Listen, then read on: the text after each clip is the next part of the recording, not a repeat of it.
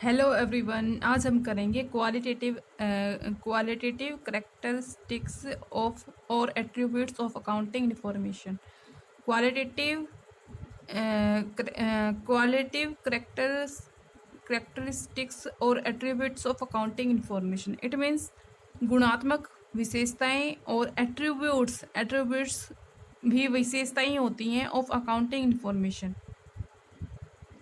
मतलब accounting information की गुणात्मक विशेषताएं कौन कौन सी है वो स्टडी करेंगे। तो फर्स्ट है हमारा रिलायबिलिटी। रिलायबिलिटी का मतलब क्या है? विश्वसनीय। विश्वसनीय मतलब जिस पर हम विश्वास कर सकें। ठीक है, तो लेखांकन सूचनाएं विश्वसनीय होनी चाहिए। इसका अर्थ है कि सूचनाएं ये ना फैक्ट्स पर बेस हो। सूचनाएं किस पर बेस होनी चाहिए? फैक्ट्स पर बेस हो। और वो जांच योग्य होनी चाहिए, मतलब जिसको हम प्रूव कर सकें, ऐसी होनी चाहिए। फैक्ट पे बेस होनी चाहिए और जिसको हम प्रूव कर सकें।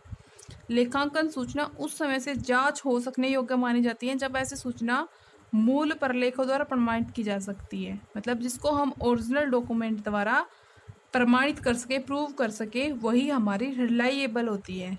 ठीक है, ये प्रलेख मतलब किसको हम मतलब और किसके द्वारा हम प्रूव कर सकते हैं, वो कौन से वो होते हैं मूल प्रलेख। तो वो होते हैं हमारे cash memo, purchase invoice, sale invoice, पत्र व्यवहार ठहराव, संपत्ति हस्तांतरण पत्र, इस प्रकार के अन्य प्रपत्र। प्रमाणिकता से लेन देनों के लेखांकन की सत्यता सिद्ध हो सकती है। जिसको हम प्रूव कर सकते हैं उसके उन लेखांकन को हम क्या कर सकते हैं, मतलब जिसकी प्रमाणिकता होती है, जो सर्टिफाइड होते हैं, उनको हम प्रूव कर सकते हैं। सर्टिफाइड कौन से होते हैं? देखो, इसने बोला जब ऐसी सूचना जो मूल प्रलेख द्वारा प्रमाणित की जा सके, मतलब जो ओरिजिनल डॉक्यूमेंट के द्वारा जिसको हम प्रूव कर सकें, वो सारी इन्फॉर्मेशन हमारी कैसे होती है? रिलायबल। तो ऐसे मूल डॉक्यूमेंट कौन से होते हैं? कैश मेमो, परचेज इनवॉइस और सेल इनवॉइस। ये हमारे किसमें होते हैं? सारे रिटर्न में। तो ये रिलायबल होते हैं। नेक्स्ट क्या होता है? रिलेवेंस। रिलेवेंस क्या होता है? अनुरूप। मतलब जैसी मेरी नीड है उसके उसके रिगार्डिंग मुझे सारी इन्फॉर्मेशन मिले, तो वो सारी किस में आएंगे? रेलिवेंस में। तो वित्तीय विवरण द्वारा प्रदर्शित लेखांकन सूचनाएं संस्था के उद्देश्य के अनुरूप होनी चाहिए। अनावश्यक और अनुपयुक्त सूचनाएं वित्तीय विवरणों में शामिल नहीं करनी चाहिए। अनुरूप सूचना उसे कहते हैं जिसमें निर्णयों में अंतर लाने की क्षमता हो। नेक्स्ट क्या आता है? जैसे जो मैनेजर, इन्वेस्टर, क्रेडिटर और लेखांकन सूचना को प्रयोग करने वाले अन्य पक्षकार को निर्णय लेने में सहायता प्रदान करती हो। ये है कि जो मैनेजर को जैसे प्लानिंग, डिसीजन का और कंट्रोलिंग का काम करना होता है।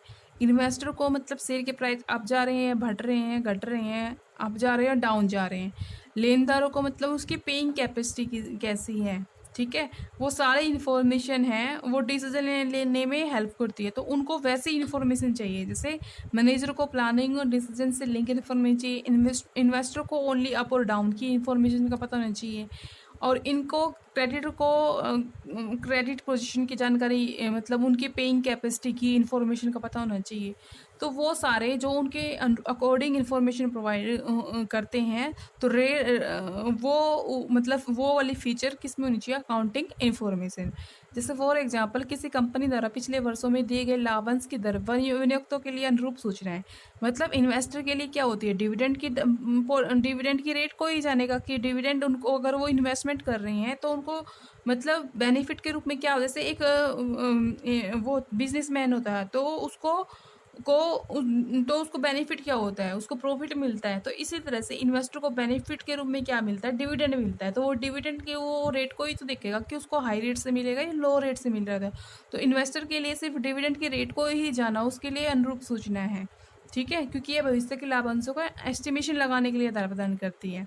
फिर नेक्स्ट क्या होता है? जैसे इसी प्रकार बैलेंस शीट में ना डेटर को लिखते समय देनदारों की कुल राशि अनुरूप सूचना, न कि देनदारों की संख्या।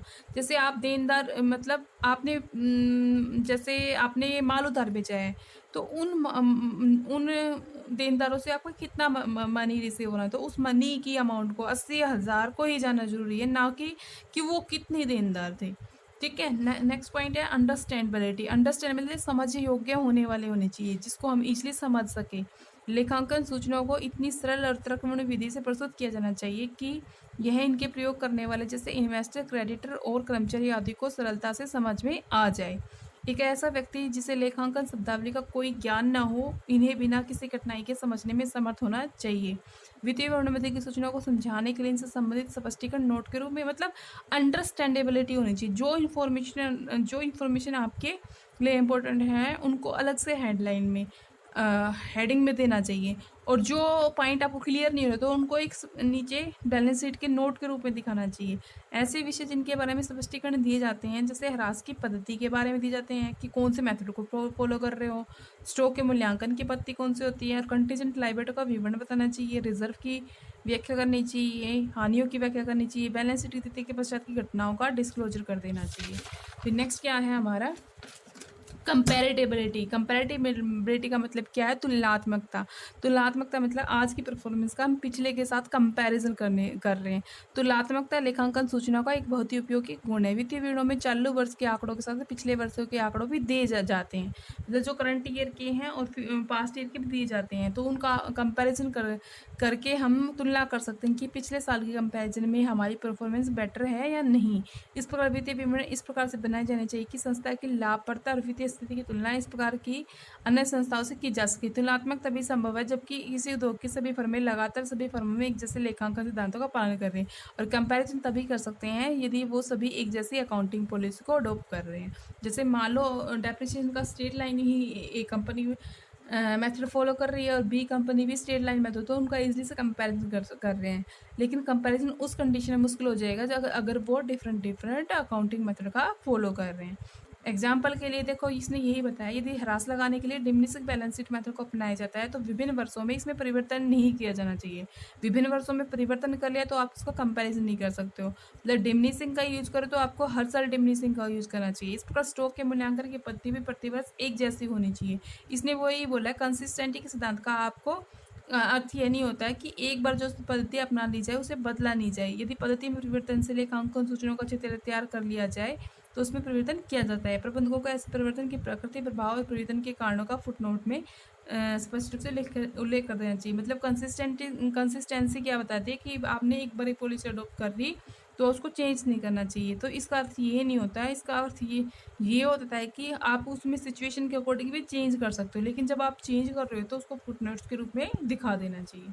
फिर नेक्स्ट है फेथफुल प्रेजेंटेशन का मतलब क्या है, वित्तीय विवरणों को संस्था की लाभप्रदता, वित्तीय स्थिति और नकद प्रवाह का सच्चा और सही चित्र प्रस्तुत कर देना चाहिए। उचित लेखांकन प्रमाणों को पालन करने के परिणामस्वरूप सही वित्तीय विवरण संस्था को सही चित्र प्रस्तुत कर पाएँ। इसमें क्या है, फेथफुल प्रेजेंटेशन का मतलब क्या है, हम प्रॉफिट एंड लॉस अकाउंट बनाते हैं, बैलेंस शीट बनाते हैं और कैश फ्लो स्टेटमेंट बनाते हैं। तो प्रॉफिटेबिलिटी से हमें क्या पता, प्रॉफिट एंड लॉस अकाउंट से हमें नेट प्रॉफिट और नेट लॉस का पता चलता है, और बैलेंस शीट से हमें ओनली एसेट और लायबिलिटीज़ की फाइनेंशियल पोजीशन का पता चलता है। फिर नेक्स्ट है रोल ऑफ अकाउंटिंग का रोल क्या होता है। व्यावसायिक वातावरण एक सामाजिक जरूरतों में परिवर्तन के अनुसार लेखांकन की भूमिका में भी निरंतर परिवर्तन होते रहते हैं। वर्तमान में लेखांकन निम्न प्रकार की भूमिका अदा करता है। फिर कैसे करता है, अकाउंटिंग कैसे रोल प्ले करता है, रोल ऑफ लैंग्वेज के रूप में करता है। लैंग्वेज के रूप में कैसे, जैसे जिस टाइप के मैनेजर को, जिस टाइप के इन्वेस्टर को जिस टाइप की इन्फॉर्मेशन चाहिए वो उसको उसी टाइप की इन्फॉर्मेशन प्रोवाइड करता है।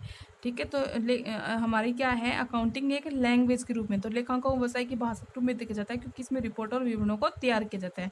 फिर नेक्स्ट है रोल ऑफ हिस्टोरिकल रिकॉर्ड, मतलब ये किस पे बेस होते हैं, हिस्टोरिकल रिकॉर्ड के बेस करते हैं। हिस्टोरिकल रिकॉर्ड क्या होते हैं, जो हम जिस कॉस्ट पर हम खरीदते हैं उसी पर रिकॉर्डिंग करें।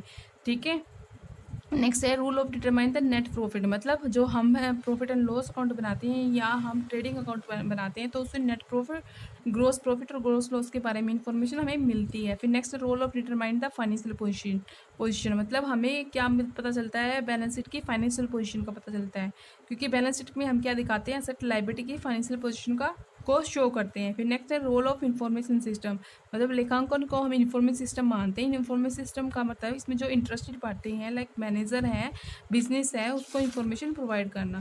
तो आज के लिए स्टूडेंट इतना ही काफ़ी, अब हम करेंगे नेक्स्ट क्लास में।